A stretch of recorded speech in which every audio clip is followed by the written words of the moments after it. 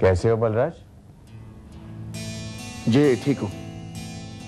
आओ बैठो। जी यहीं पर ठीक हूं। चलो भाई, हम ही तुम्हारे पास आ जाते हैं। ये बताओ बलराज, माई आजकल दिखाई नहीं दे रही है? मां गांव गई है। ओह, विवेक वही तो है जिसे हम तुम्हारे बारे में पूछताछ करते हैं, वरना तुम्हारे पास तो वक्त नहीं है हमसे बात करने का। बस हर वक्त दोस्त दोस्त। अभी भी उसी से मिलने आए हो? जी। अच्छा है, वेरी गुड। तो बलराज तुम एक काम करो, अपने दोस्त को समझाओ। अरे भाई, इतना बड़ा कारोबार है, घर है, रिश्तेदार हैं, अपनी मां का दिल दुखाने से क्या फायदा? अरे समझाओ उसे। जी भाई, मैं तो चाहता हूं कि तुम और वो दोनों मिलकर ऑफिस आया करो और काम में ध्यान दिया करो, वरना वो कहावत है ना कि खाली दिमाग शैतान का घर होता है। बस वही हालत है उसकी। हाथ हटा, मैं कहता हूं हाथ हटाओ। विक्रम तू शांत हो जा। विक्रम शांत हो जा। इस आदमी से दूर रहे पल्लू, ये बहुत ही खतरनाक आदमी है। ये हम सबके जान का दुश्मन है। विशु को मारने के लिए इसी ने नकाबपोश भेजा था। What nonsense! क्या हुआ? फिर से दौरा पड़ा क्या? लगता तो कुछ ऐसा ही है। मुझे कुछ नहीं हुआ। चल पल्लू चलते हैं। नहीं विक्रम, तेरी तबीयत ठीक नहीं है, तू आराम कर ले यार। इसने सुबह से दवाइयां भी नहीं ली है। ये तूने ठीक नहीं किया विक्रम। अरे दवाइयां तो लेनी चाहिए थी तुझे, क्यों नहीं ली? क्योंकि हो सकता है किसी ने उन दवाइयों में जहर मिलाया हो।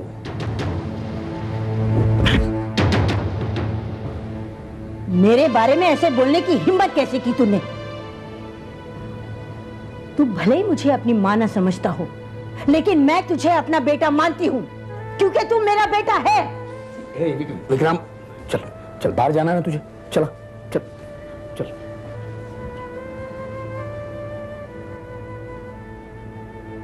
और डॉक्टर से मिल रहा हूं, कुछ नए ट्रीटमेंट के बारे में सोचना होगा। क्या बात है, मैं देख रहा हूं आजकल विशाखा के काफी क्लोज होता जा रहा है तू।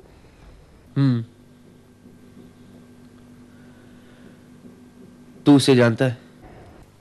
नहीं। उसके घर वालों को? बिल्कुल नहीं। तो अपने काम से काम रखना।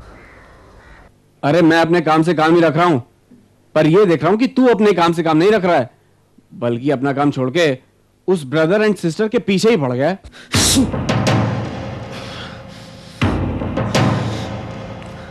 रिलैक्स। सॉरी यार, मैं तो मजाक कर रहा था। सॉरी सॉरी यार। चल चलते। गुड न्यूज सर, हमें यशवंतराव के घर का पता मिल चुका है। वो घर पर नहीं था, उसकी मदर थी, उनसे पूछताछ की, लेकिन वो कुछ नहीं जानती। जानती होगी, सब कुछ जानती होगी। दिन के वक्त ये यशवंतराव वहीं गांव में आसपास घूमता होगा, लेकिन उसे अरेस्ट मत करना, खुला ही रहने देना। मगर सर, हरीश, गलतियां सामने वाले करेंगे। अगर इस वक्त हमने उसे गिरफ्तार कर लिया तो हमें उसे खिलाने वाले का पता मिल जाएगा, लेकिन हमें तो उसके बाप को पकड़ना है। खैर, ये लिफाफा, इसे कृष्णकांत के नाम उसके ऑफिस के पते पर भेज देना। सर घर के पते पर क्यों नहीं? हरीश, यहां हर कोई मौके की तलाश में है। कोई कुछ पाने का मौका ढूंढ रहा है, कोई कुछ छीनने का, और हमें किसी को कोई मौका नहीं देना है। मुझे यकीन है वो लड़की, वो अश्विनी सर। हाँ, उसे भी इसी की तलाश है। Okay sir. संभल के। अश्वनी, आशो, संभल के।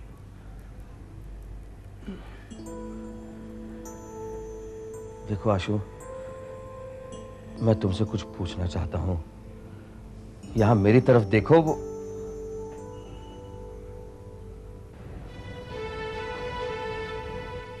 चेहरे पे जख्म। किसने मारा तुम्हें? कृष्णकांत जी ने हाथ उठाया तुम पर। उनकी हिम्मत कैसी हुई कि वो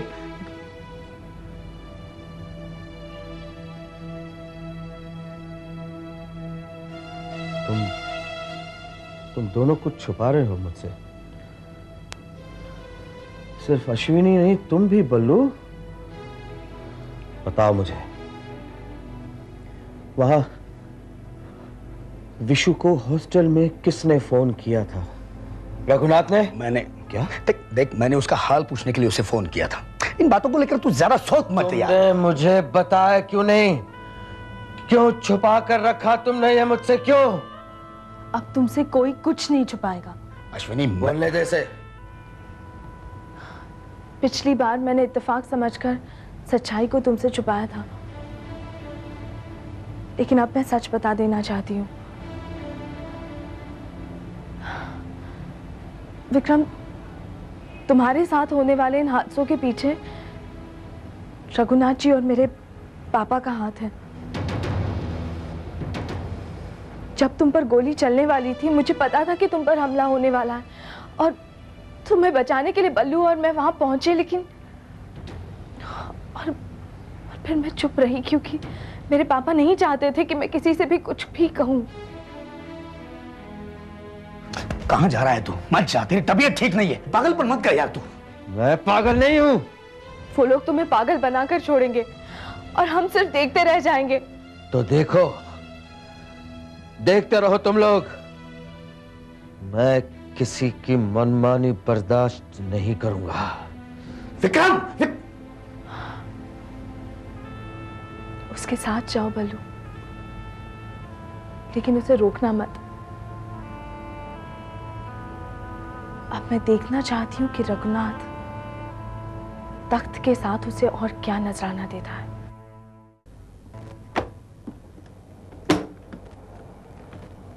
अब किसी भी चीज की टेंशन मत लीजिए, ये तो शुरुआत है। आप जानते हैं मैं जो कुछ करने जा रहा हूं वो कितना संगीन जुर्म है, और उससे भी बड़ी है बेईमानी मेरे पेशे से। तुम हमारे साथ ईमानदारी निभा रहे हो, यही तुम्हारे लिए सब कुछ है। पाठक साहब, ये जो कुछ भी हो रहा है ना, इसके बारे में मैंने आपको पहले ही बता दिया था, फिर भी आप यहां तक आ गए हैं। जानते हैं इसका मतलब क्या है? पाठक साहब, हर इंसान के अंदर चाहे थोड़ा ही क्यों ना हो, शैतान छुपा हुआ होता है। जब आदमी लड़खड़ा कर गिरता है या चिकनाई से फिसलता है ना, तो सामने जो इंसान खड़ा होता है ना, वो आप पर हंसता है। तुम्हें भी थोड़ी देर के लिए हंसना है हमारे साथ मिलकर। मगर जिस पर हंसना है वो फिसलेगा कब? बहुत जल्द।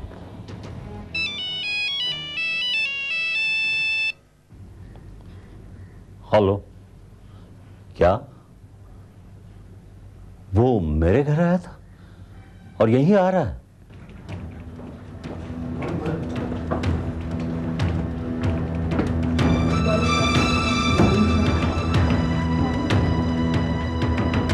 रघुनाथ जी, आप उस दरवाजे से निकल जाइए। लेकिन क्यों? देखिए, समझाने का वक्त नहीं है। आप डॉक्टर साहब को लेके उस दरवाजे से निकल जाइए प्लीज। बाद में मैं सब कुछ समझाता हूं, इस वक्त आप जाइए प्लीज प्लीज।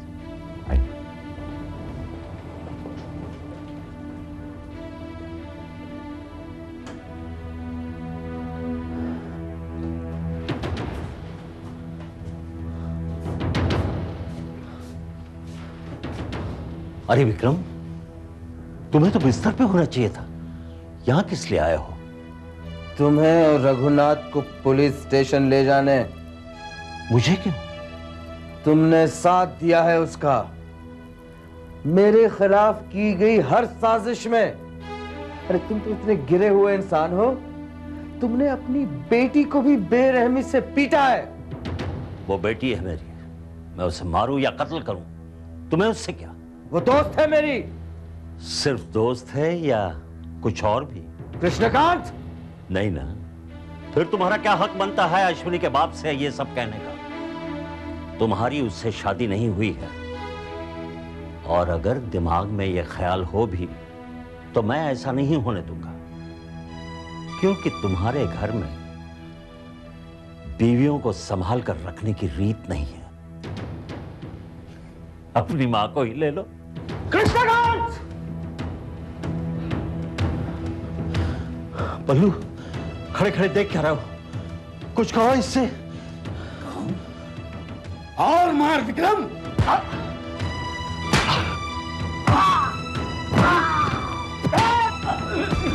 ये क्या करो? रघुनाथ, रघुनाथ, रघुनाथ, क्या?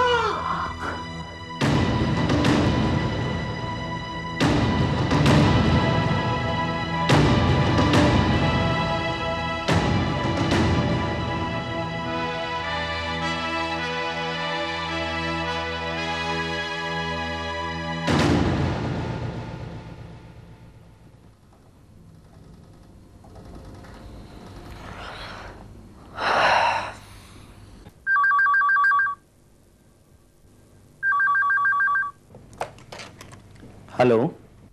हाँ हेलो, देखिए मैं अमर बोल रहा हूँ, विशाखा का दोस्त। हाँ हाँ बोलो। जी, वो अपने ब्रदर से बात करना चाहती है, आप उन्हें लाइन पर बुला देंगे प्लीज? विशाखा का फोन है।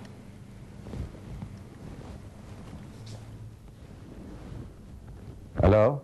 हाँ हेलो ब्रदर। मैं अंकल बोल रहा हूँ। जी अंकल। बेटी तुम फौरन यहाँ चली आओ, विक्रम की तबीयत बिगड़ चुकी है। क्या? तुम फौरन वहां से निकलो और अपने दोस्त को भी साथ लेती आना। लेकिन ब्रदर को हुआ क्या? मैं फोन पर नहीं बता सकता हूँ, बस तुम फौरन निकलो वहां से। जी।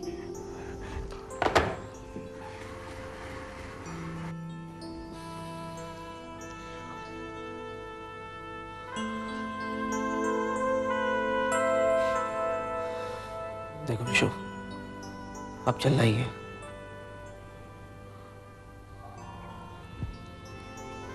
मुझे ब्रदर के पास जाना है।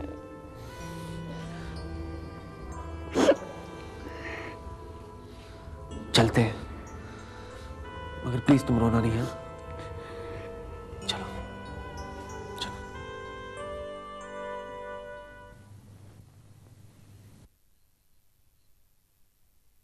संभल के, ओवरडोज हो गया तो कहीं मर न जाइए।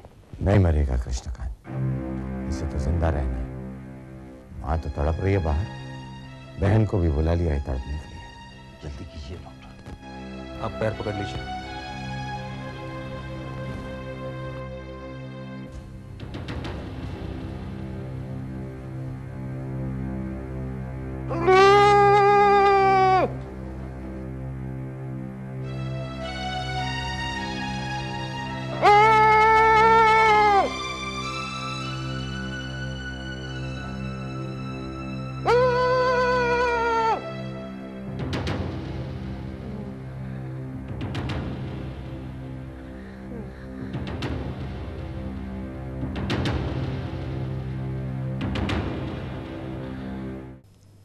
हेलो कृष्णकांत जी, अब मुझसे ये नहीं होगा।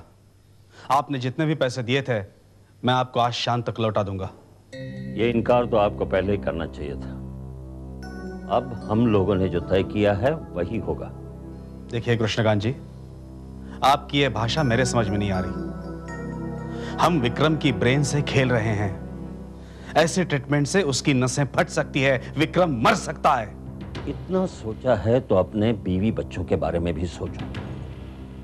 अगर सर्टिफिकेट साइन नहीं हुआ तो डॉक्टर पाठक, मेरी भाषा समझो और दिया हुआ पैसा अपने घर वालों की भलाई के लिए खर्च करो, समझे? बहुत दर्द हो रहा है।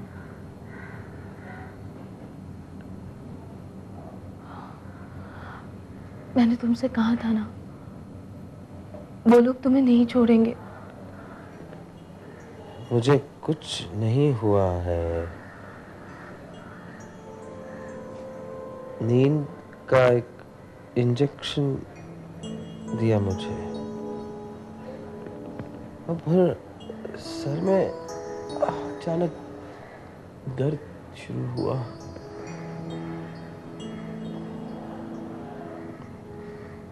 तुम घर जाकर अपनी पापा की शक्ल देखो, फिर तुम्हें पता चलेगा किसने किसको छोड़ा है और किसने। विक्रम, अपने गुस्से पर काबू रखो विक्रम।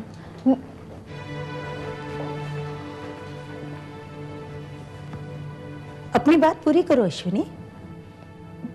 जी, मैं तो सिर्फ हाल पूछ रही थी।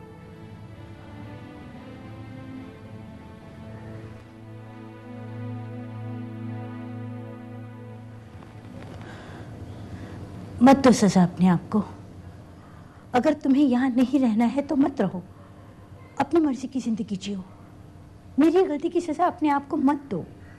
विक्रम, अगर तुम्हें मेरी वजह से तकलीफ हो रही है तो मैं ये घर छोड़ दूंगा, लेकिन अपनी मां का दिल मत दुखाओ।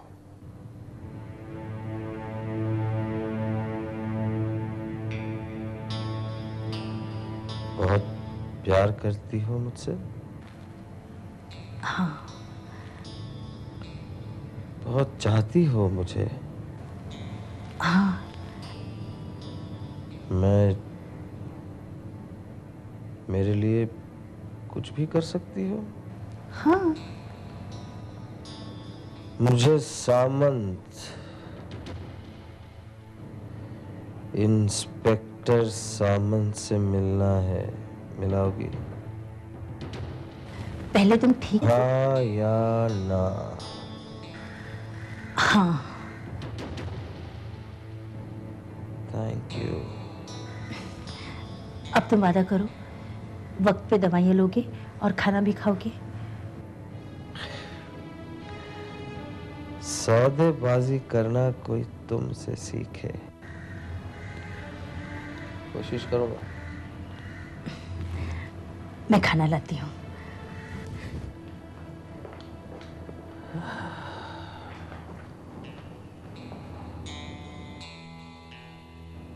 टकराओ विक्रम, इस चट्टान से जरूर टकराओ।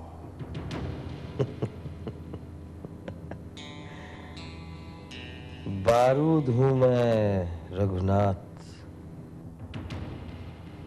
बारूद।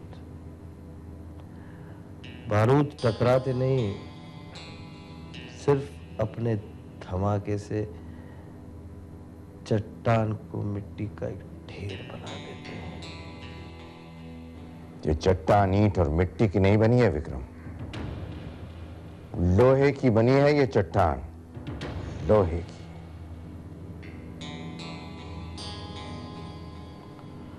एक लोहार के मुंह से ये बातें शोभा नहीं देती। कौन लोहार है और कौन सोनार, ये तो वक्त ही बताएगा विक्रम। मैं भी उसी वक्त का इंतजार कर रहा हूं।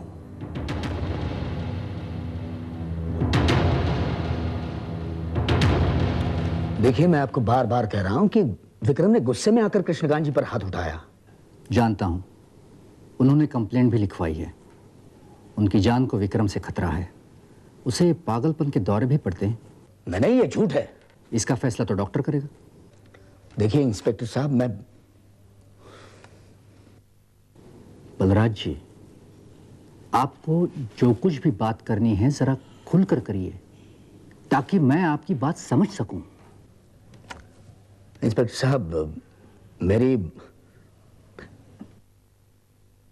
मेरी स्टेटमेंट से आप रघुनाथ जी और कृष्णकांत जी को कोर्ट में घसीट सकते हैं। व्हाट? रघुनाथ जी? हाँ, मगर मैं कोर्ट में अकेला नहीं जाऊंगा। नहीं, मैं कुछ समझा नहीं।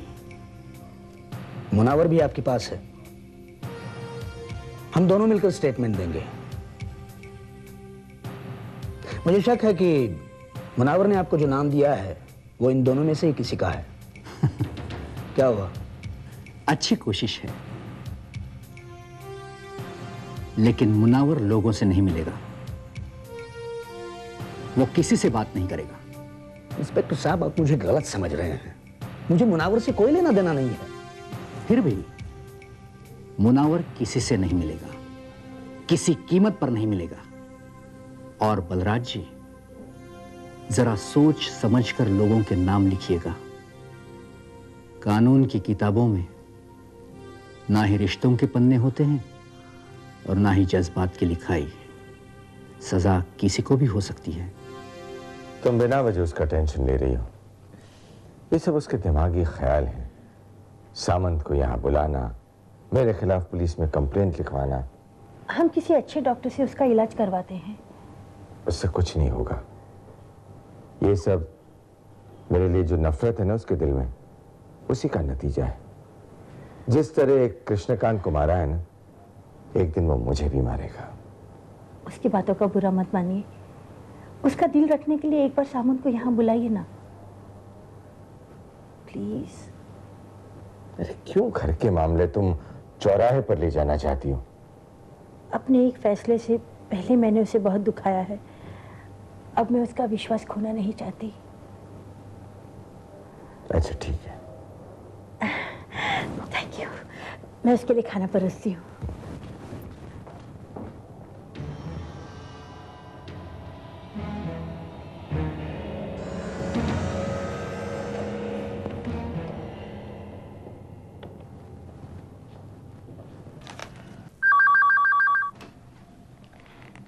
हेलो।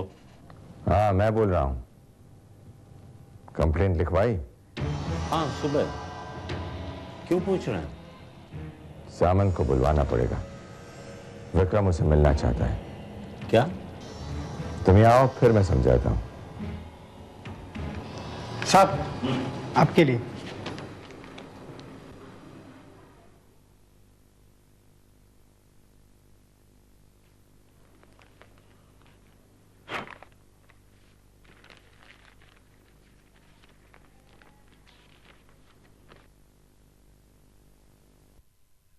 मुझे बचाओ वरना सब मरोगे।